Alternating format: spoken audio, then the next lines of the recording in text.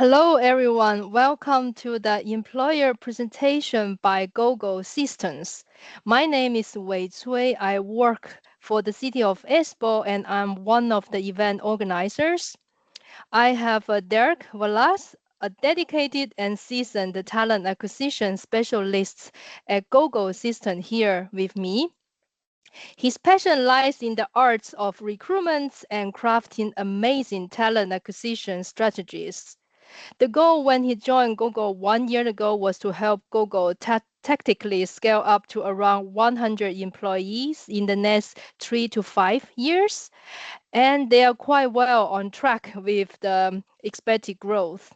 Together, they grow from 47 to 68 full-time employees, which is almost 45% growth year to year. So we will have around 20 minutes for Derk's presentation and then 10 minutes for Q&A. Please use the Q&A function for your questions and also upvote questions so we can use the time wisely in answering questions of most interest to you.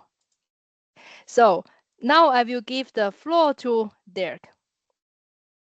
Yes, thank you, Wei, for the introduction. And good morning, everybody. As Wei introduced, before I start the presentation, let me quickly introduce myself as well.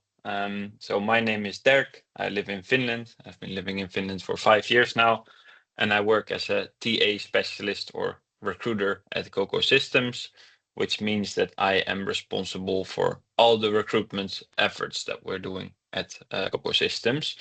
Today, I want to talk to you a little bit more about QOCO, what we do as a company, what are we focusing on, but also a little bit about how we have been growing over the past years, and the company culture that we have. I'll try to also give some tips at the end on what you can do to stand out with your application, but let's see if the time allows. So let's jump into it. So first of all, as a company, we're called QOCO or QOCO Systems, and what we do is that we are focusing on the aviation industry, but we focus on a very specific part of the aviation industry, which is the aircraft maintenance operations. So our goal as QOCO is to improve efficiency in maintenance operations, and we have built several software solutions that we sell to clients to do that.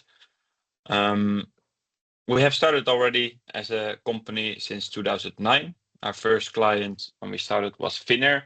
And basically the reason why we founded is that we saw the lack of digitalization in the aviation industry. So aviation industry is of course a very cool and niche industry. Airplanes are very exciting things, I would say, that they can fly, but somehow the industry itself is quite outdated in the ways that they work and the processes that they follow. So our founder, Ilari, he saw in 2009, when he was working at Finnair, he saw the lack of digitalization. And it might not feel so safe knowing that an airplane that is flying is maintained with a very outdated software or might be maintained fully with pen and paper, and there's no software used in that process. So he founded QOCO Systems to digitalize aircraft maintenance processes, and first consulting Finnair as the first client on how to digitalize those processes. Well, fast forward 15 years, we have grown our client base. We have been getting a lot of clients outside of Finland as well. So we're working very globally right now, and we have also transitioned the way that we work. So in 2009, we were really a consulting company, consulting clients on how to digitalize their environment. But right now we're a fully SaaS operating business, which means that we have a dedicated team building our own software solutions in-house, and we sell those solutions on a subscription-based models to clients in the aviation industry. The goal, however, it has stayed the same. So we try to intelligently address the aviation industry most complex challenges, and we do that with very agile solutions. We have a lot of experience on board in delivering international projects. Our team consists of a lot of people with a passion for aviation, but next to that also a lot of international employees we have. So we have employees from all kind of different backgrounds, and we are working together in very close partnerships with our customers, where we are really committed to the highest quality standards there, as our customer are buying our software solutions. So it's very important for us to focus and have a very customer-oriented approach. Right now, I think the most known clients that we have are Finnair and Rolls-Royce. Rolls-Royce is our biggest client.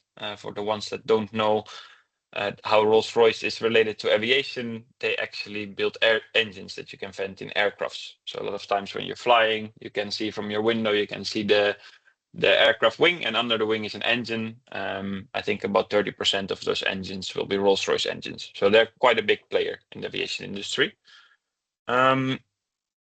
Then to give some perspective on where we come from and how big we are, I want to tell you a little bit more about our growth. So QOCO Systems has been growing a lot over the last years. When you look at the revenue, it has been growing quite significantly since 2020, but also the headcount has grown a lot. To give some perspective on that, in 2021, we were still only 25 employees, and we operated more as you could say as a startup business still. Yes, it was a serious business, but we're still a startup environment. Now, currently, we have over 68 employees. I think the correct number just changed this week because we're hiring new employees. I think it's right now 69 full-time employees, which means that we have almost tripled the headcount in the last 5 years. And this gives a perfect view on how business is going for QOCO. So we have been doing quite well, especially because we're creating efficiency in the aviation industry. Also, if there's an economic downturn, we can still help businesses to save money and to create safer processes. We are continuously investing in our growth. So we also actually got an external investment party on board last year that helps us to expand our team of professionals and invest in the long-term business plans that we have. Next on, I want to show you a little bit about our global customers. I'm not allowed to name all of the customers, but we have customers worldwide, as you can see here. And next to that, this reflects quite well that we are a small company in Finland, but we operate globally. This also reflects very well the culture that we have. So I told you we have 69 employees right now. We have 17 different nationalities amongst those employees. So it's a very multicultural environment where the main language that we use internally is English. Also externally, the main language is English. So yes, we have Finnair as a client in Finland, but to be honest, most of our clients, they're located outside of Finland. So English is always the main communication language. I think this reflects quite well the culture that we have. So it's a very diverse culture where people learn to work together from different backgrounds. Good to know is that most of our employees, they are actually located in Finland. So we do hire most of the employees in Finland. We just don't have to look specifically at their background. The only requirement that we have is that they speak perfect English, because that is necessary for the work that we do. When it comes to operations and to the commercial side, we're currently trying to grow the business in specific areas of the world. So we're focusing on North America, which is basically USA and Canada. Europe is still a growth area for us, and Middle East. To give some perspective, if you look at North America, interesting clients for us in the future could be Boeing or General Electric. They're very big players in the aviation industry. I think Boeing is the biggest aircraft manufacturer in the world, and General Electric or GE, they are the biggest engine manufacturer, even bigger than Rolls-Royce. Europe, there's of course the Air France that is not yet a client of us, and Airbus. Those are very relevant as well. And Middle East, they have the I don't know if there's any people from the Middle East, but they have the Gulf states that are basically competing on how to be the biggest and the baddest. So there's companies like Etihad, Emirates, Fly Dubai, Qatar Airways that all wants the newest software and kind of be the best player from that area. So we're also focusing on those companies.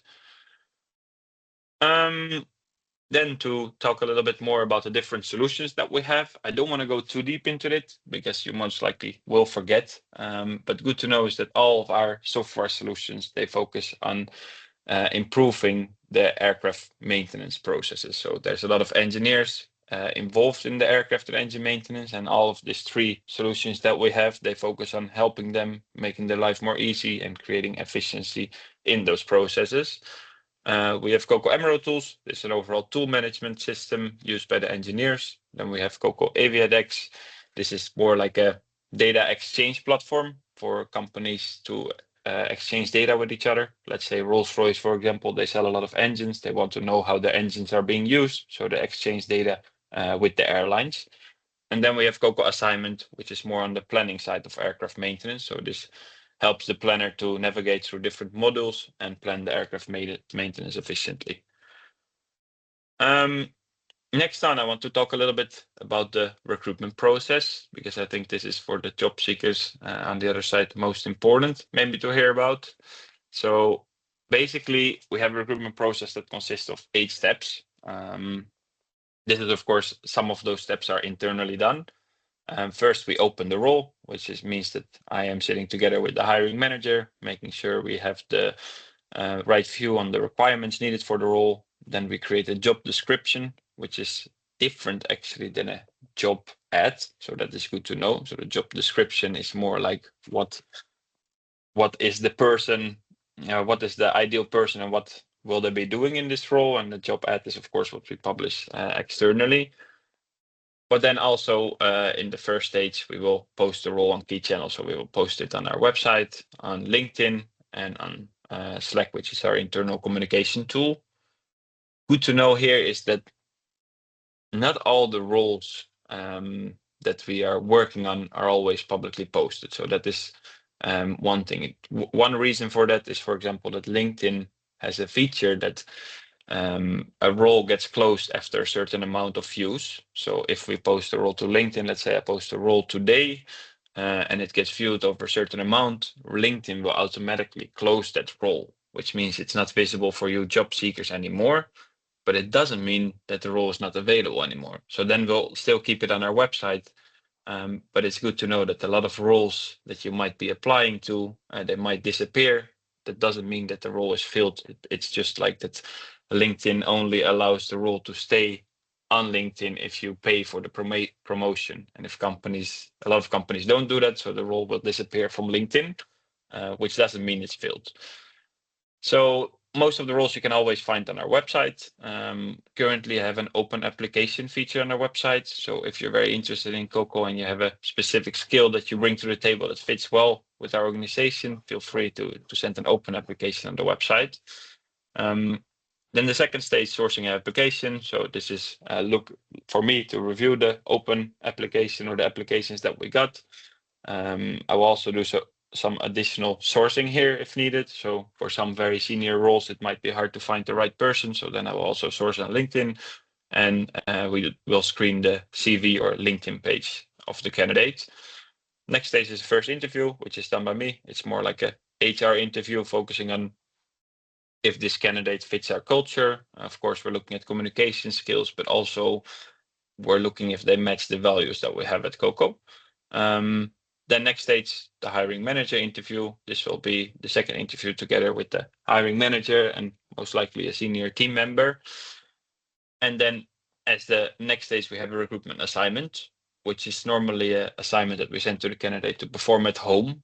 To be honest, we have changed this a little bit as AI is very booming, as everybody knows right now.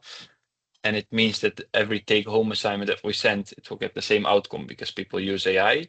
So we are shifting to doing a live assignment, which means that 6, which is the final interview, let's say it's for a technical role, for a developer role, we will have like a live coding challenge there together with one of the team members. We understand it might create some pressure for the candidate, so we try to do everything in our power to create less pressure. Some interview process we have, for example, done the live assignment online, so that the candidate can feel secure and can feel confident about the assignment. But this is unfortunately a necessary step to take, because I think with AI, everybody can use ChatGPT to do the assignment for them, and it gives me a lot of the same assignments, which is a little bit hard to review properly.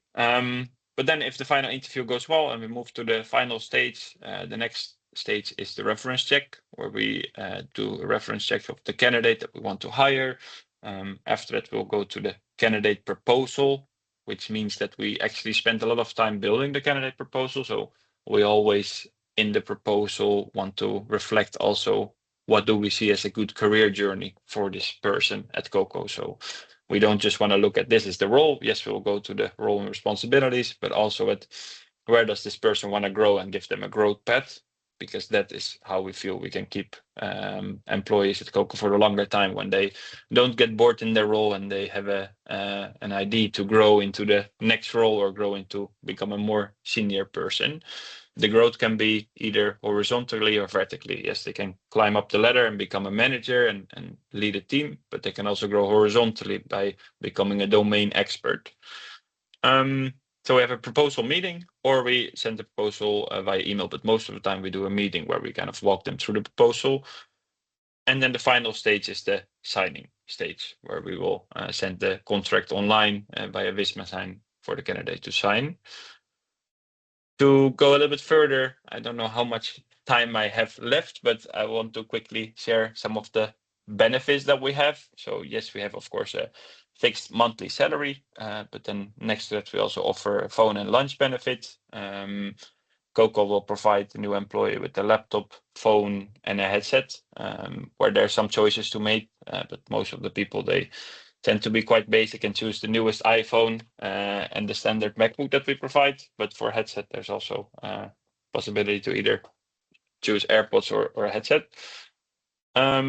Then we work in a hybrid model. So yes, working from home is supported, but we like to get people in the office as well, as we have quite a nice office. We have a flight simulator in the office as well. We just moved offices last year because of our growth. So our office is located in Leppävaara in Finland, for the people that are located in Finland. And we normally have a 2-3 days a week policy, where people come to the office 2 or 3 days a week. Our probation period is 6 months. That's quite standard. We follow the YTN collective agreements for the IT sector. So a lot of companies, you will see, they have like a 6-month probation period. Then an important point for me is the continuous training, supported as a principal. So we really try to continuously support our employees to grow, which means that we also financially can support them. Let's say you're let's stick with the developer example. Let's say you're a developer and you want to get the Azure certification. QOCO as an employee is happy to pay for that. We're happy to pay for other trainings as well, and we do it a lot. The main thing is that the training should be relevant for the role. And then we are flexible when it comes to working hours. So trust and shown results over control. It doesn't mean that we have a strict 9 to 5 mentality, that everybody clocks in at 9 and leaves at 5. The hours are more flexible. So sometimes I start my day a bit later, or I have like a longer lunch during the day, and then I finish up those hours later in the day, or sometimes even it might be that one week I work a little bit more hours than the next week. So we're quite flexible. In the end, it's about the outcome and not just about the input.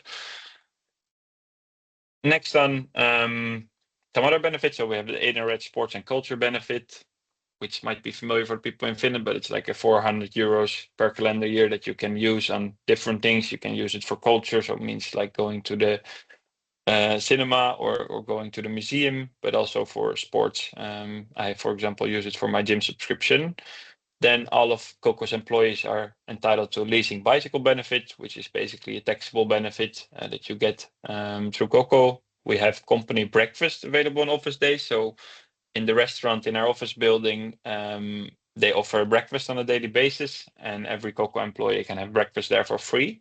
It's quite nice. It's like similar like a hotel breakfast. And the reason we actually introduced this last year is that as we are growing, we want to kind of maintain the culture that people actually know each other within QOCO. So breakfast is a perfect way to start your day and to actually communicate with people outside of your team as well. I see Wei coming up. Is the time up? Yes, the time is up. Would you quickly wrap up the presentation? Yes. And then we can Yes. go to the Q&A. Thank you. Definitely. So then a development and holistic well-being called Anti, and also occasionally we have QOCO Swag and other perks available.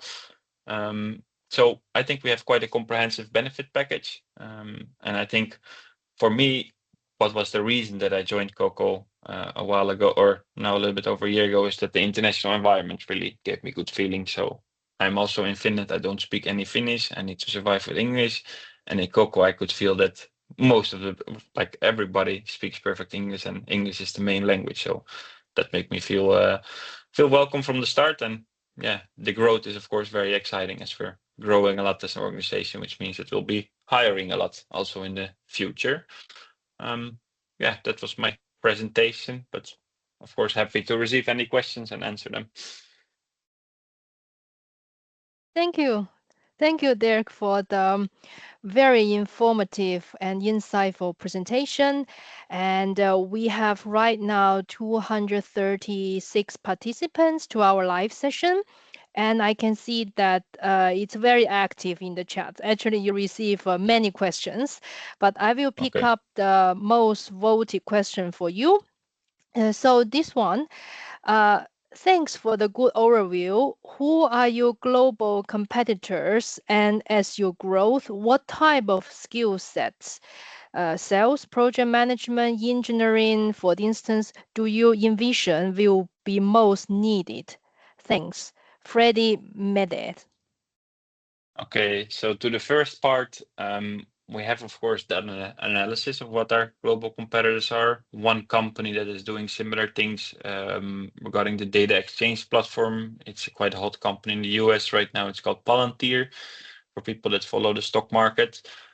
The good thing is that Palantir is a competitor, although they don't specify on the aviation industry. So our solutions, they specify on aviation. We have a lot of knowledge in-house, specifically upon aviation. For example, we have people that used to be an engineer in aircraft maintenance themselves and are now working at QOCO. So that sets us apart a little bit with the competition, that most of the competition is not focusing on just aviation, but they sell their solutions to a wider scope, also to maritime industry, for example, and we focus specifically on aviation. And the second part of the question, Wei, can you repeat that just to be sure? Yes, what type of skill sets in terms of sales, project management, engineering do you envision will be most needed? I think engineering will be very crucial, although we are utilizing AI, of course, in our development practice, so it will boost the efficiency per engineer. But I would say that, yeah, development is something very important for us, because we are, of course, creating our products, and our products are growing as our clients are growing. So development team is very important. We have very good sales team in place right now, which will of course also grow, but maybe grow with less pace. And then the project management is something else that I would highlight that's very important, and that we are growing as we're getting more clients, and our solutions, they integrate with our client software. So it's not so easy that we sell them and then it's done, but we have a lot of need actually to lead that project and the implementation and do the onboarding for the client. Those processes can take a year or longer. So yeah, I think those two are most important. Thank you. And then I will take the next question. This one is also having a lot of vote. Hello, GoGo team. I am Suvik from India and currently residing in the UK. I had a few questions. I do not have a finished university degree, but I work in the data analytics field. What are my prospects at GoGo? This is the question number one. There's a 4 different questions. Maybe we go one by one. Okay, yeah, that's best. Well, to be honest, depending on the role, but we don't look too much at the degree. It's more about the experience, I would say, that people bring to the table. So myself, I also don't have a degree in HR or people operation. I have actually a degree in social work, which is way different.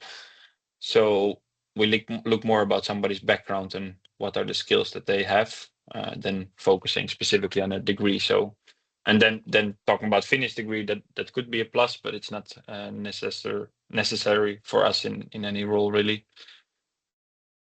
Thank you. And then, well, just to react to her prospect, she was saying that she was living in UK, which makes it a little bit harder. So most of the people that we have hired are in Finland, as I said.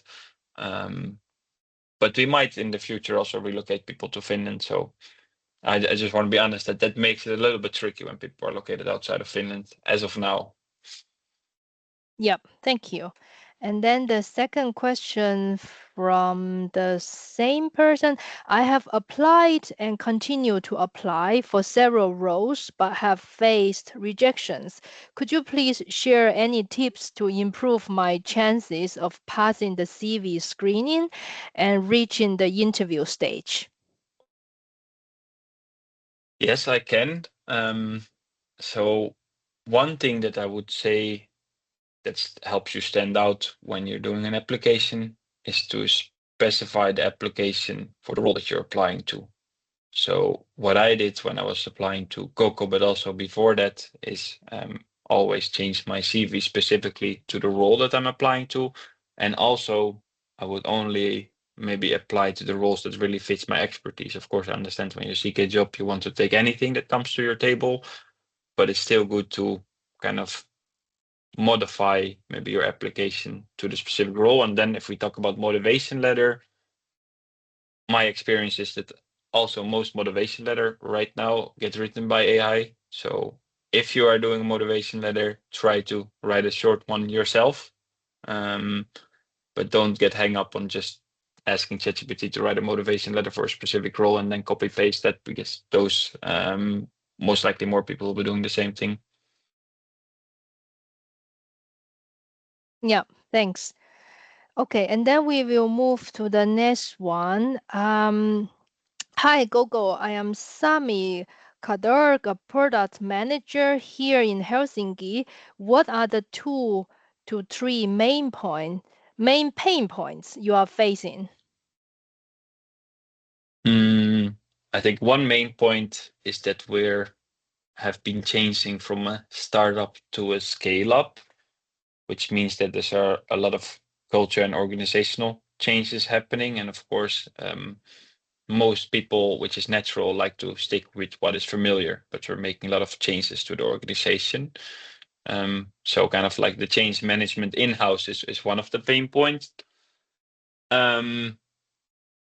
Second one, well, I noticed you were saying that you're product or project manager, Sami. So I think another thing what is important that we are currently only established in Finland, but we are working with US clients. So there's a time difference there. So we are thinking about how in the future can we possibly maybe establish part of the organization also in US to have kind of not have employees needing to work in the evening to have the meetings with our US clients. So that is also a pain point, but I see it as a positive thing. It means that we're growing and we're landing clients outside of Europe.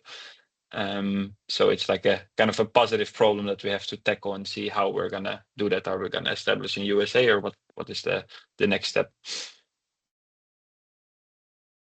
Thank you. And then we have the next question. Hi, Derk. I am a product person, so maybe less technical profiles nowadays. Do you open such positions as well in your current growth?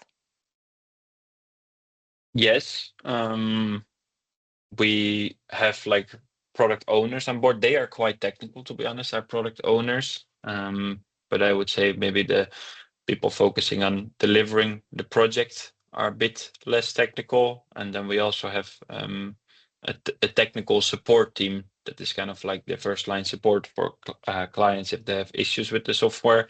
So they start more junior and learn about they kind of learn the technical skills also on the job. So there it's also a lot about the motivation that they have towards the work. Of course, it's good if they already know some SQL or data analysis, but it's not 100% requirement for the role. Thank you. So we have time for the very last question. Hi, Derek. Okay. Thank you so much for the detailed information on the recruitment processes at Google. I'm curious to know as to how important it is to have a referral from someone inside the company for an applicant to receive a call for first interview.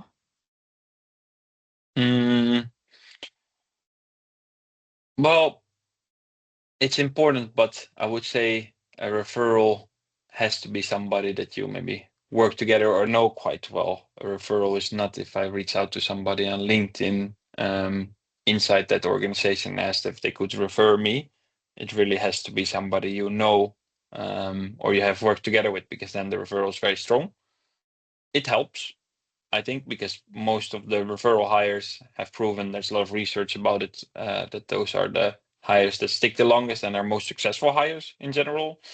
So I would say being a referral helps, but we, next to taking the referral, we also look at the other applications. So it's not so that if you're a referral, you can skip the line. We still try to evaluate them at the same pace as the other applicants, and they also go to the exact same process as the other applicants. Yes, thank you. I see that our time is up, and thank you, Derk, so much for the presentation, and thank You're you welcome. for your time for answering all the questions. I would also like to thank everyone who is actively participating to this session. We will see you in the next session. Thank you. Bye-bye. Thank you. Bye-bye.